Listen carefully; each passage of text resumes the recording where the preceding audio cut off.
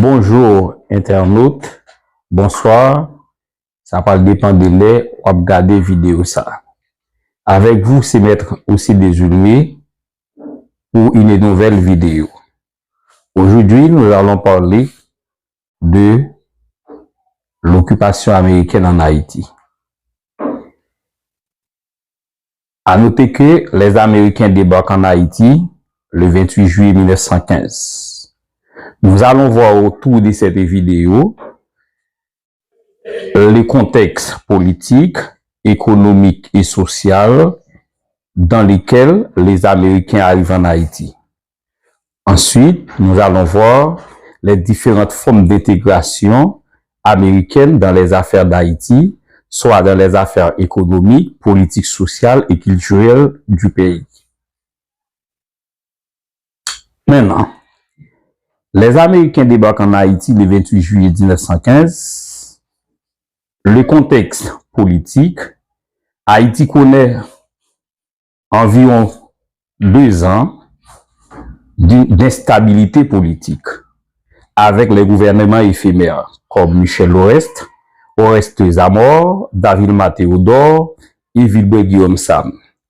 Le dernier président Vilbert Guillaume Sam ordonne à Charles Oscar Etienne à faire massacrer 152 prisonniers politiques. Maintenant, cela va déboucher en quelque sorte sur l'arrivée des Américains. Au point de vue économique, l'économie du pays atteint son plus bas niveau. L'agriculture du pays passe d'une agriculture vivière à une agriculture de substances. Les dollars avalent la goutte. Il faut 1000 gouttes pour $1 américain. C'est le contexte politique, économique dans lequel les Américains arrivent dans les pays. Au point de vue social, il y avait lutte acharnée entre les cacos du Nord et les piquets du Sud, entre les partis libéraux et les partis nationaux, entre la bourgeoisie mulâtre et les Noirs. Eh bien, ça, ce sont les causes sociales de l'arrivée des Américains en Haïti. Le 27 juillet 1915, le jour de l'invasion de la légation française, maintenant, le président Vilbert Guillaume Sam, pour conserver son pouvoir, il ordonne à Charles Oscar Etienne à faire massacrer 152 prisonniers politiques. Eh bien, ce jour-là, on fait massacrer aussi le général Charles Oscar Etienne à travers les rues de Port-au-Prince. Et maintenant, après les funérailles des victimes, la foule prend la direction du palais national pour récupérer le président. Ces derniers s'enfuient à la légation française. Après avoir attrapé par les peuples, il est mort lynché devant le palais national au jour du 28 juillet 1915. Vers les 3 heures de l'après-midi, 330 marines américaines sortant de Bizoton arrivent sur la rade de Port-au-Prince. Malgré les efforts faits par Edward et Siri Tiemann, les Américains ont fini à arriver à l'Arsenal et s'emparer le reste de la capitale. Il y a un courageux soldat appelé Pierre Sully, un soldat de 21 ans qui refuse aux Américains de pénétrer notre sol. Eh bien, Pierre Sully devient la première victime de l'occupation américaine en Haïti. Maintenant, comment les Américains intègrent-ils les affaires politiques du pays? En août 1915, les Américains prétendent d'organiser les élections. À cette époque, les élections se font au second degré. Ce sont les sénateurs et les députés qui se réunissent en Assemblée nationale pour élire un président. Eh bien, les Américains livrent des pots de vin à nos sénateurs, à nos députés à cette époque, pour faire passer le sud d'Actignave aux dépens du docteur Rosalvo Bobo. Ensuite, Rosalvo Bobo s'enfuit à la Jamaïque, puis en France, où il mourut le 29 novembre 1929 à l'âge de 56 ans. Les Américains, au point de vue politique, les Américains mettent sur le pouvoir un ensemble de leaders mulâtres jusqu'en 1946. Au point de vue économique, pour citer Suzy Castor, le commerce haïtien fut orienté directement vers les marchés américains. Les Américains américanisent notre monnaie. Ils assurent le contrôle de nos douanes et de nos finances et de nos finances. Au point de vue social, il y a la remise en vigueur de l'accord V. L'accord V était une loi haïtienne existant sous le gouvernement de Nicolas Gifford. Eh bien, l'accord V exige aux Haïtiens à fournir 6 journées de travail par an pour entretenir les routes et les ponts de les campagnes. Eh bien, les Américains retournent avec l'accord V parce qu'à cette époque, la population haïtienne était estimée à 2 500 000 habitants, alors que 2 300 000 d'entre eux résident dans les campagnes. Par conséquent, les Américains retournent avec l'accord V pour éviter une nouvelle lutte paysanne contre les Américains.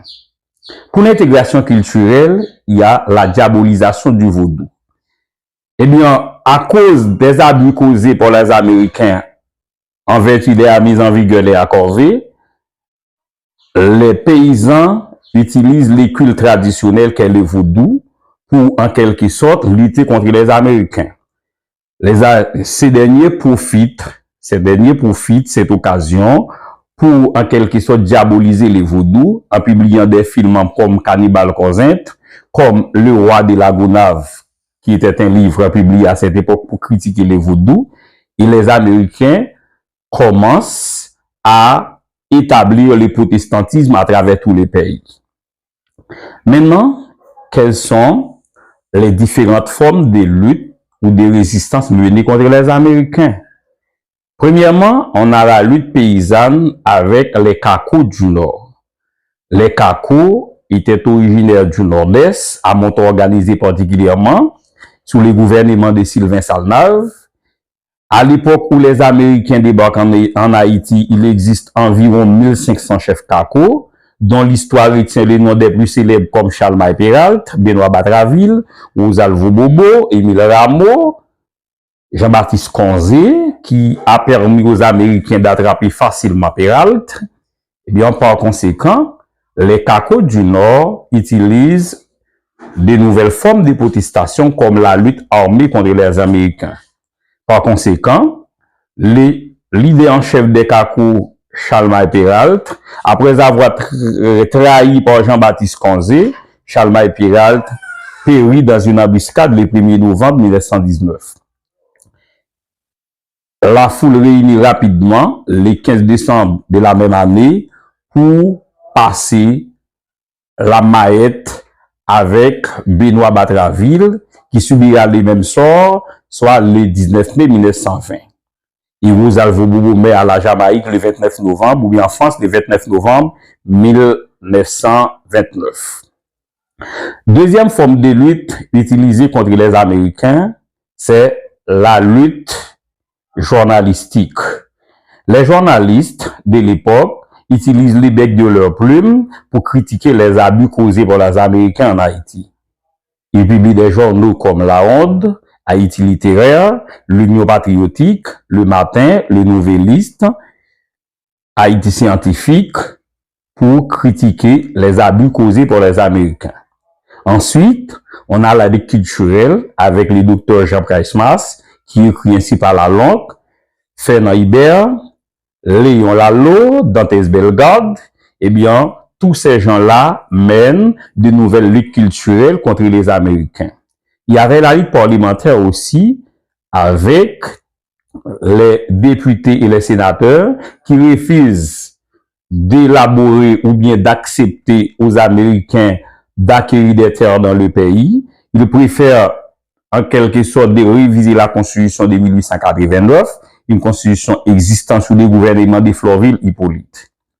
Mais, quelles sont les causes du départ des Américains en Haïti en 1934? Il y a la grève des étudiants des Damiens. Pourquoi cette grève? Eh bien, le gouvernement de Louis Borneau publie une loi appelée la loi martiale. La loi martiale est une loi qui interdit toutes les manifestations à travers les rues de la capitale. Par conséquent, les paysans ou bien les étudiants de l'école de l'agriculture de Damiens se mettent en grève. Ils ont subi les abus causés par les Américains. Ensuite, on a l'affaire des marches à terre dans le sud. Une compagnie américaine ajoute une nouvelle taxe sur l'alcool et sur les tabacs. Par conséquent, les paysans du Sud, appelés les marches à terre, organisent une pétition contre les Américains à Carrefour marche à terre à l'entrée de la ville d'Écailles. Il y a une vingtaine de personnes qui furent blessées et 6 à 7 personnes meurent. Par conséquent, les Américains ou bien les marines américaines avaient causé des abus sur les peuples haïtiens. Il y a l'arrivée de la commission Forbes en Haïti, envoyée par Forbes vers le 28 février 1930. Eh bien, cette commission a pour but de désoccuper le pays et de réclamer le départ du président Borno. Cependant, le président Borno laisse le pays. Il y a un président provisoire appelé en quelque sorte Eugène Noir qui prend le contrôle du pays pour organiser les élections présidentielles. Et cette élection tombe en faveur du président Sténio Vincent. Arrivé au pouvoir en 1932, le président en 1930, le président Sténio Vincent, qui connaît bien la situation du pays, il était un ennemi farouche des Américains à cette époque.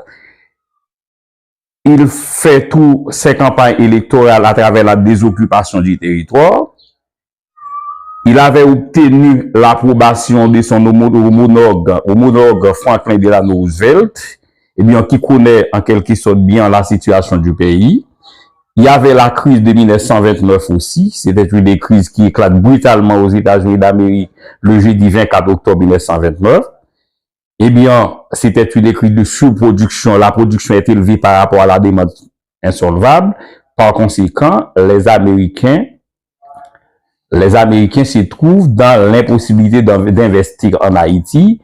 Ils profitent de cette occasion pour plier bagages, pour retourner dans leur pays.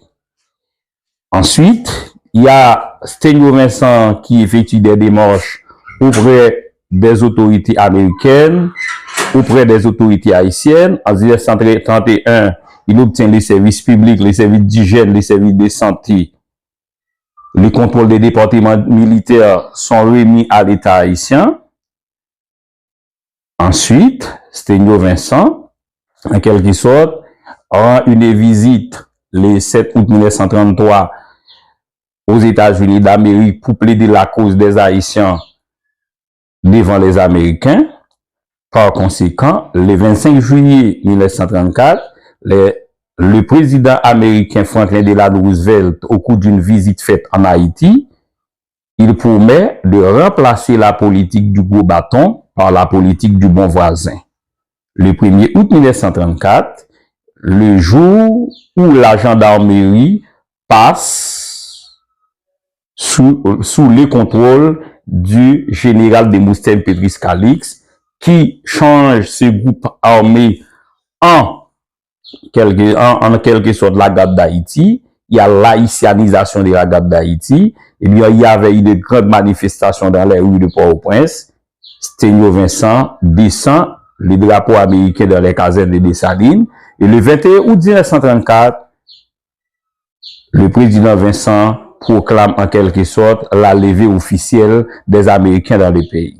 C'est tout pour l'occupation américaine en Haïti. Bienvenue aux bacheliers et aux bachelières qui ont suivi cette vidéo. Merci. À la prochaine.